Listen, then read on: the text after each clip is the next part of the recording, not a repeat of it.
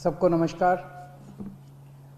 पिछले महीने जब दिल्ली में बहुत तेज़ी से कोरोना के केसेस बढ़ने लगे और हम सब देख रहे हैं कि ये वाली कोरोना की वेव कितनी ख़तरनाक है, बहुत ज़्यादा संख्या में इसमें लोग सीरियस हो रहे हैं, अस्पतालों की ज़रूरत पड़ रही है, आईसीयू की ज़रूरत पड़ रही है, काफ़ी ज़्यादा लोगों की मौत भी हो रही है।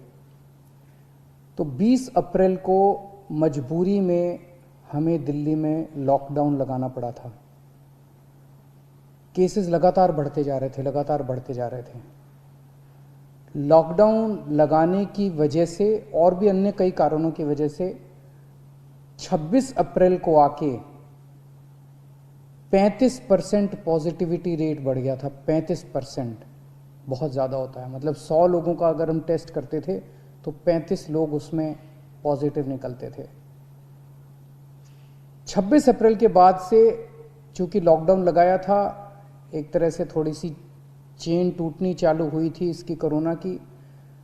26 अप्रैल के बाद से धीरे धीरे केसेस कम होने चालू हुए और अब पिछले 1-2 दिन के अंदर 23%, 35% से 23% पॉजिटिविटी रेशियो आ गया है। तो केसेस कम होने चालू हुए हैं दिल्ली के अंदर। इसमें आप सब लोगों का बहुत ज़्यादा सहयोग रहा। दिल्ली के लोगों ने जम के सहयोग किया। आप लोगों ने लॉकडाउन का पूरी तरह से पालन किया और ये हम सब लोगों की, अपने परिवार की ज़िंदगी और उनके स्वास्थ्य की बात है।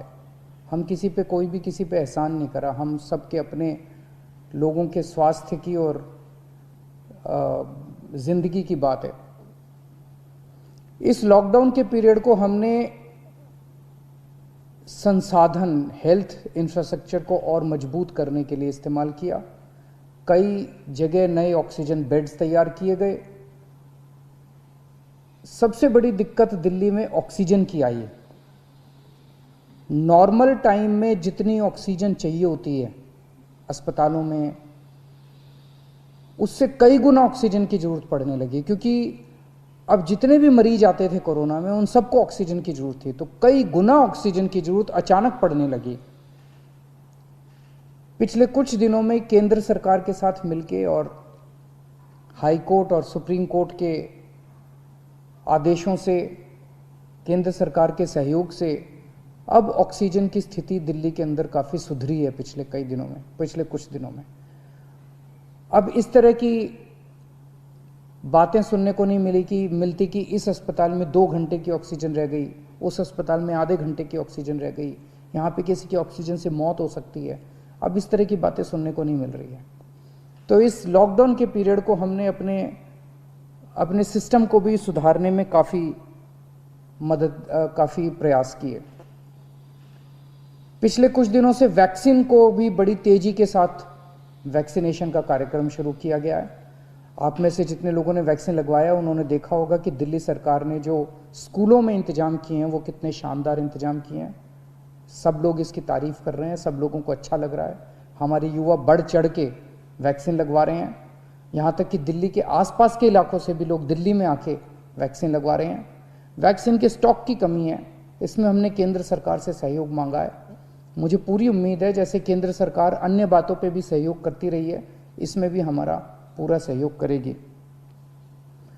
पिछले कुछ दिनों में सब लोगों से मेरी बात हुई है, व्यापारियों से, महिलाओं से, युवाओं से, अलग अलग किस्म के लोगों से बात हुई है और सबका ये मानना है कि कोरोना के केस कम तो हुए हैं लेकिन अभी भी बहुत हैं। 23% अभी भी संक्रमण दर है। अभी ढिलाई नहीं दी जा सकती, अभी समय नहीं आया है ढिलाई देने का। तो सबका ये मानना है कि अभी लॉकडाउन को और एक्सटेंड करने की ज़रूरत है। अभी और इस कड़ाई को अभी थोड़े दिन और बरकरार रखने की ज़रूरत है, नहीं तो अभी जो हमने हासिल किया वो भी ख़त्म हो जाएगा। और जैसा मैंने कहा कि ये इतना मुश्किल दौर है, ये वाली वेव इतनी ख़तरनाक है, इतने लोगों की मौत हो रही है, तो जान है तो जहान है।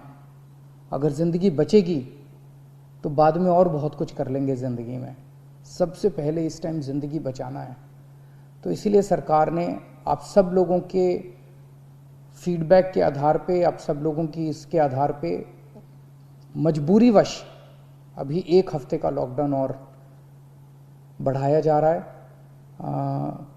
कल सुबह 5 बजे ये लॉकडाउन ख़त्म होना था, लेकिन अब ये अगले सोमवार को 5 बजे तक के, सुबह 5 बजे तक के लिए बढ़ाया जा रहा है और इस बार थोड़ा सा और सख्त किया जा रहा है। कल से दिल्ली के अंदर मेट्रो भी चलना बंद हो जाएंगी। हमारी कोशिश है कि जितना ज़्यादा इसको लॉकडाउन को सख्त किया जाएगा उतना तेज़ी से हम सब लोग कोरोना पे काबू पा पाएंगे। मेरी आप सबसे निवेदन है, जिस तरह से अभी तक आप लोगों ने सरकार का साथ दिया, जिस तरह से अभी तक आप लोगों ने पूरा लॉकडाउन का पालन किया, इसी तरह से आने वाले समय में भी आप सब लोग लॉकडाउन का पालन करेंगे। नमस्कार।